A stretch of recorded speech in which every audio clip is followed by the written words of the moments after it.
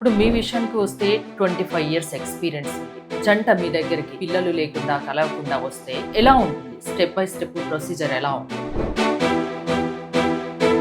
కొందరికి ప్రెగ్నెన్సీ వచ్చినా అబార్షన్స్ అవుతూ ఉంటాయి. అలాంటి వాళ్ళకి కూడా ఇక్కడ ట్రీట్మెంట్ ఉంటుందా? డెఫినెట్‌గా అండి. ఐవీఎఫ్ సెంటర్‌కి రావాలంటే ఎగ్ మిక్స్ చేస్తారేమో, స్పర్మ్ మిక్స్ చేస్తారేమో, మనదేనా కాదా అన్న ఒక డౌట్ అయితే చాలా మందికి ఉంటుంది. ఇది చాలా ఇంపార్టెంట్ విషయం అండి. మా ఓన్ కజిన్ 7, 8 మిస్‌క్యారేజెస్ అయ్యాయి. జస్ట్ ఒక స్కాన్‌లో ఐడెంటిఫై చేసాం. బేబీ డెలివరీ చేసాం 1 ఇయర్. ఓకే. 10, 15 ఇయర్స్ అయినా పిల్లలు కాకుంటే ఇప్పుడు మీ దగ్గరికి వస్తే వాళ్ళకు పిల్లలు కలిగే భాగ్యం ఉంటుందా? ఐవీఎఫ్ ట్రీట్మెంట్ వల్ల కలిగే బిడ్డ హెల్తీ బేబీనే ఉంటుందా? ఇప్పుడు నార్మల్‌గా పుట్టే వాళ్ళకి కూడా 4% లోపాలుంటాయి. ఐవీఎఫ్‌లో పుట్టే వాళ్ళకి 6% రావచ్చు. Around 70%, 80% per cycle success rate ఉంటుంది. ప్రస్తుతం నాతో పాటు ఉన్నారు డాక్టర్ లక్ష్మి చిరు మామిళ్ళ గారు. 25 years experience, consultant fertility and medical director కూడా. మేడం నమస్తే.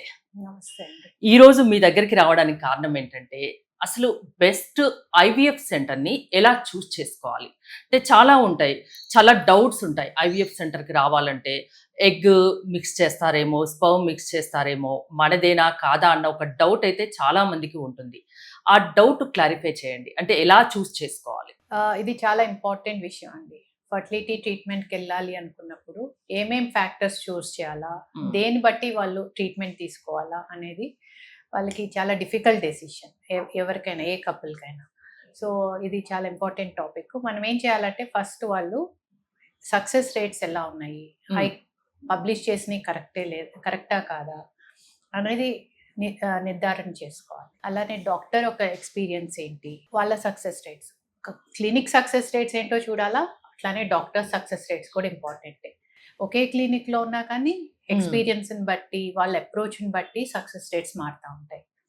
సో, డాక్టర్ సక్సెస్ రేట్స్ కూడా చూసుకోవాలా. క్లినిక్‌లో ఒక సక్సెస్ రేట్స్ ఏంటంటే వాళ్ళ ల్యాబ్ మెయింటెనెన్స్ దాన్ని బట్టి డిపెండ్ అవుతాయి. డాక్టర్ ఏంటంటే ఎక్స్‌పీరియన్స్‌ని బట్టి, వాళ్ళ అప్రోచ్‌ని బట్టి వేరీ అవుతా ఉంటాయి. అట్లనే క్లినిక్‌లో సైకాలజిస్ట్‌లు ఉన్నారా? వాళ్ళు సపోర్టివ్‌గా ఉన్నారా లేదా? ట్రీట్మెంట్ అంతా క్లియర్‌గా, స్ట్రెయిట్ ఫార్వర్డ్‌గా హెల్ప్ సపోర్ట్ ఉందా, సిస్టమ్ లేదా అనేది చూసుకోవాలా. అలానే ల్యాబ్‌లోకొచ్చేస్తే ఇన్ హౌస్ ఎంబ్రియాలజిస్ట్ ఉన్నారా లేదా? వాళ్ళు ఎక్స్‌పీరియన్స్‌డ్ అవునా కాదా? లేదా ఆ డెవలప్‌మెంట్ అది ఎట్లా మానిటర్ చేస్తున్నారు? ఎంబ్రియో క్వాలిటీ ఎలా వస్తుంది?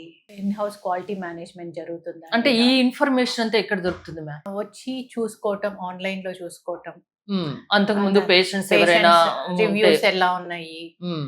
ఇప్పుడు ఏంటంటే ఎన్ని ట్రీట్మెంట్ స్టార్ట్ చేసినాం, ఎంత సక్సెస్ రేట్ వస్తుంది అనేది కొంచెం మాట్లాడుతా ఉంటే తెలుస్తా ఉంటది కదా! డాక్టర్‌తో వచ్చాయని కూడా మాట్లాడొచ్చు. వాళ్ళ వెబ్‌సైట్‌లో వాళ్ళ కీ ఫ్యాక్టర్స్ ఏంటి కన్సిడర్ చేయడానికి. ఇప్పుడు ఏఆర్‌టీ ఫర్టిలిటీ క్లినిక్‌కొచ్చారనుకోండి, మెయిన్‌గా ట్రాన్స్‌పరెన్సీ, ఎథికల్ ప్రాక్టీస్, అట్లానే research based protocols, technology wise వచ్చేస్తే ఎంబ్రియాలజీ ల్యాబ్‌లో best technology in the world. Plus embryologist ఒక ఎక్స్‌పీరియన్స్. మ్మ్. వాళ్ళ ఒక మానిటరింగ్ సిస్టము. అబుదాబిలో సీనియర్ మోస్ట్ ఎంబ్రియాలజిస్ట్ ఉంటారు. వాళ్ళు ఏంటంటే ప్రతి క్లినిక్‌లో ఏం జరుగుతుంది, డే టు డే అప్డేట్స్ తీసుకొని, మళ్ళీ ఏదన్నా చిన్న చేంజెస్ ఉన్నా కానీ ఇంప్రూవైజ్ డైలీ చేసుకోవడం. మానిటర్ చేస్తారు అక్కడి నుంచి. డైలీ మానిటర్ చేశారు అన్ని క్లినిక్స్, ఇండియాలో ఉన్న క్లినిక్స్ అన్ని. అండ్ అబుదాబి ఏంటంటే వరల్డ్ వైడ్‌గా చాలా రెప్యూటెడ్ ఇన్‌స్టిట్యూట్ అన్నమాట. అబుదాబిలో ఉన్న ART fertility clinic. Doctor Houman Fatemi sir అని ఉన్నారు. ఆయన ప్రొఫెసరు అండ్ ఆయనకు కూడా 25, 30 ఇయర్స్ ఎక్స్‌పీరియన్స్ ఉంది. రీసెర్చ్ వరల్డ్‌లో ఆయనకి చాలా పెద్ద పేరుంది. సో, ఆయన నాలెడ్జ్‌ని మనం ఇక్కడ ఇంప్లిమెంట్ చేసి మన పేషెంట్స్‌కి మనం ఎలా హెల్ప్ చేయాలనేది కూడా చూస్తున్నాం అనమాట. ఈ అన్నిటి వల్ల ఏంటంటే ఏఆర్‌టీ ఫర్టిలిటీ క్లినిక్‌లో సక్సెస్ రేట్స్ ఎక్కువున్నాయి. ఎంతమంది హ్యాపీ పేషెంట్స్ ఉన్నారు? ఎన్ని వందల మందికి ఇక్కడ సంతాన భాగ్యం కల్పించారు? మనం స్టార్ట్ చేసింది ఒక 3, 4 ఇయర్స్ బ్యాకే ఇక్కడ హైదరాబాద్‌లో. ఓకే. సో, అప్పటి నుంచి ట్రీట్మెంట్ చేసిన వాళ్ళందరిలో చూస్తే గనక around 70%, 80% per cycle success rate ఉంది. Per embryo transfer success rate. So, అట్లా చూసుకుంటే చాలా బాగున్నట్టు అనమాట. వరల్డ్ వైడ్‌గా కూడా అది బెస్ట్ సక్సెస్ రేట్. మీరు యూరోప్‌లో కానీ, యూఎస్‌లో కానీ చూసినా కానీ దీన్ని దాటేసిన వాళ్ళు ఎవరు లేరు. సో, ఆ రకంగా ఇక్కడికి వచ్చిన పేషెంట్స్కి చాలా బెటర్ ట్రీట్మెంట్ వస్తూ ఉంటుంది. సో ఇవన్నీ ఫ్యాక్టర్స్ ఎక్కడికి వెళ్ళినా కానీ యూజువల్గా పేషెంట్ యాటిట్యూడ్ ఎలా ఉంటుందంటే ఒక 5,000 తగ్గిస్తున్నాము లేదా 10% డిస్కౌంట్ ఇస్తున్నాము అనేసరికి అటు అవును, షిఫ్ట్ అవుతూ షిఫ్ట్ ఉంటారు. అవుతూ ఉంటారు. కానీ ఏంటంటే నేను చెప్పేది ఏంటంటే ఆ 5% 10%లో వాళ్ళకి సక్సెస్ అవ్వలేదు అనుకోండి, హోల్ ట్రీట్మెంట్ ప్రాసెస్ వేస్ట్ అయిపోతుంది. ఎమోషనల్ గా వాళ్ళు చాలా డిస్టర్బ్ అవుతారు. మళ్ళీ నెక్స్ట్ ట్రీట్మెంట్కి వెళ్ళాలంటే చాలా ఇబ్బందిగా ఉంటుంది. సో అలాంటి క్రిటికల్ డెసిషన్ తీసుకున్నప్పుడు ఇవన్నీ ఫ్యాక్టర్స్ ఎలా ఉన్నాయి ఆ క్లినిక్ లో, నా ఒట్టి అమౌంట్ కాకుండా ఇవన్నీ ఫ్యాక్టర్స్ చూసుకొని ముందుకెళ్తే కనుక వాళ్ళకి డిసప్పాయింట్మెంట్ తక్కువ ఉంటుంది, ప్లస్ సక్సెస్ రేట్స్ ఎక్కువ ఉంటాయి. ఇప్పుడు మీ విషయానికి వస్తే 25 ఇయర్స్ ఎక్స్పీరియన్స్ ఉంది. Senior IVF consultant, fertility consultant.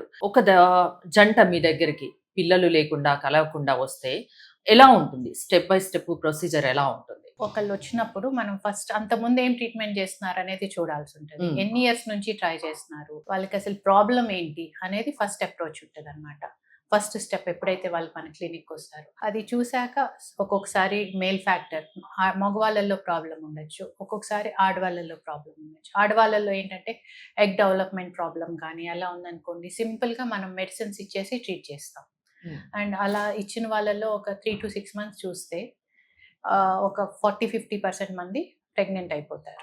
So advanced treatments వాళ్ళకి ఏమి ఇవ్వము అనమాట. అట్లనే ఒకవేళ ఆ ప్రాబ్లంతో మేల్ ఫ్యాక్టర్ కూడా ఉందనుకోండి, వాళ్ళకి సింపుల్ ట్రీట్మెంట్ ఇస్తే అవ్వదు. సో వాళ్ళకి మేల్ ఫ్యాక్టర్ ఎంత సివియర్గా ఉందో చూసి దాన్ని బట్టి ఐయుఐ ఐవీఎఫ్ యాడ్ చేస్తాం. లేదా కొంతమంది ఆడవాళ్ళలో ట్యూబల్ ఫ్యాక్టర్ ఇన్ఫర్టిలిటీ ఉంటుంది, ట్యూబ్స్లో బ్లాకేజెస్ అలా ఉంటాయి. అలాంటప్పుడు వాళ్ళకి కూడా ఐవీఎఫ్ చేయాల్సి ఉంటుంది. కొందరికి ప్రెగ్నెన్సీ వచ్చినా ఏమంటారు అబార్షన్స్ అవుతూ ఉంటాయి, ప్రెగ్నెన్సీ నిలబడదు. అలాంటి వాళ్ళకి కూడా ఇక్కడ ట్రీట్మెంట్ ఉంటుందా? ఓ డెఫినెట్ గా అండి. ఇప్పుడు ప్రెగ్నెన్సీ మిస్క్యారేజెస్ అనేవి ఎందుకు అవుతున్నాయి అనేది చూస్తాం. కొంతమంది ఏంటంటే సెప్టమ్ అనేది ఉంటుంది లోపల పొర, చిన్న సింపుల్దే కానీ ఐడెంటిఫై చేయరు. మా ఓన్ కజిన్ 7-8 మిస్క్యారేజెస్ అయినాయి. ఓకే, ఫైనల్ గా వాళ్ళు చెన్నైలో ఉండేవాళ్ళు, ఇక్కడికి వచ్చాక జస్ట్ ఒక స్కాన్ లో ఐడెంటిఫై చేసాం. సింపుల్ స్కాన్ ఐడెంటిఫై చేసి అది క్లియర్ చేయగానే బేబీ డెలివరీ చేశారు 1 year లో. సో ఆ చిన్న ప్రాబ్లమ్ ఉన్నది మనం ఐడెంటిఫై చేయగలగాల. రకరకాల ప్రాబ్లమ్స్ ఉంటాయి మిస్క్యారేజెస్ కి, కానీ ఎక్కడ ప్రాబ్లం ఉంది అనేది మనం ఐడెంటిఫై చేసి కరెక్ట్ చేయగలిగితే ఆ ప్రాబ్లమ్ని అవాయిడ్ చేస్తాం. ఇలా చాలా 3-4 మిస్క్యారేజెస్ 7-8 మిస్క్యారేజెస్ వాళ్ళకి కూడా ప్రాబ్లమ్ ఐడెంటిఫై చేసి దాని ప్రకారం ట్రీట్ చేయడం వల్ల లైవ్ బేబీని ఇవ్వగలుగుతాం అనమాట. 10-15 ఇయర్స్ అయినా పిల్లలు కాకుంటే ఇప్పుడు మీ దగ్గరికి వస్తే వాళ్ళకు పిల్లలు కలిగే భాగ్యం ఉంటుందా? చాలా సార్లు ఏమవుతుందంటే వీళ్ళు ఒక డాక్టర్ నుంచి ఒక డాక్టర్ మూవ్ అవుతా 10 years 15 years గడిపేస్తారు. సో వాళ్ళకి ఏంటంటే అగైన్ ఏజ్ ఎంత, ఇప్పుడు వరకు ఏం ట్రీట్మెంట్ అయింది, నెక్స్ట్ మనం ఏమి ఇవ్వాలా, అది అప్రోచ్ ఉండాలన్నమాట. అయిందే మళ్ళీ మనం అదే ట్రీట్మెంట్ ఇచ్చామనుకోండి, ఎంత బెస్ట్ సెంటర్కి వచ్చినా ఉపయోగం ఉండదు. సో అయిన ట్రీట్మెంట్నే మళ్ళీ రిపీట్ చేసుకుంటానికి ఇష్టపడతా ఉంటారు. జస్ట్ మెడిసిన్స్ ఇవ్వండి, న్యాచురల్గా అవ్వాలి. 10-15 years అయ్యాక న్యాచురల్గా అవటం అనేది ఇంకా అవుట్ ఆఫ్ క్వశ్చన్.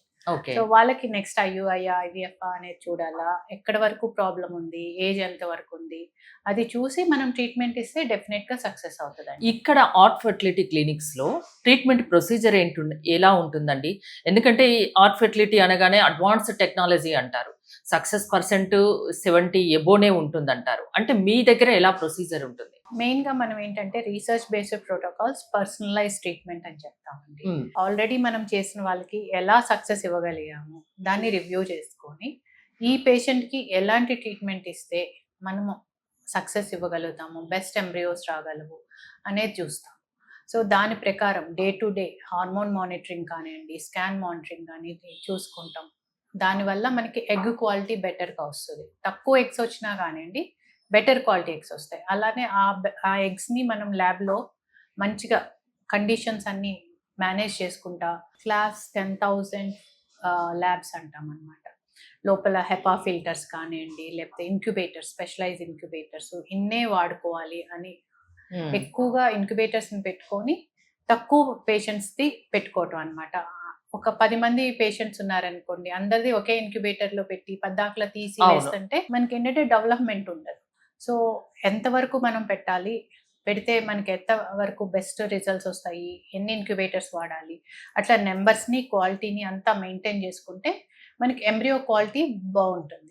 అలాంటి క్వాలిటీ ఎంబ్రియోస్ ని మనం ట్రాన్స్ఫర్ చేస్తే మనకి రిజల్ట్ బెటర్ వస్తుంది అనమాట. ఐవీఎఫ్ ట్రీట్మెంట్ వల్ల కలిగే బిడ్డ హెల్తీ బేబీనే ఉంటుందా ఖచ్చితంగా?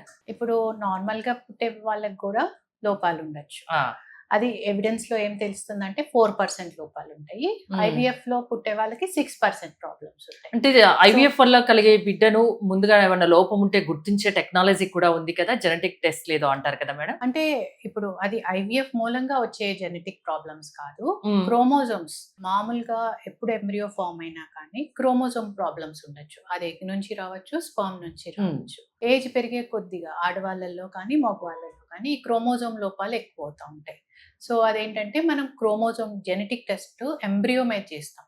ఎంబ్రియో మీద జెనెటిక్ టెస్ట్ చేసి అది నార్మల్ క్రోమోజోమ్ కౌంట్ ఉందా, అబ్నార్మల్ ఉందా అనేది టెస్ట్ చేసుకుంటాం. ఒకవేళ అబ్నార్మల్ ఉంటే అబ్నార్మల్ ఉంటే మనం ఎంబ్రియోని ట్రాన్స్ఫర్ చేయం.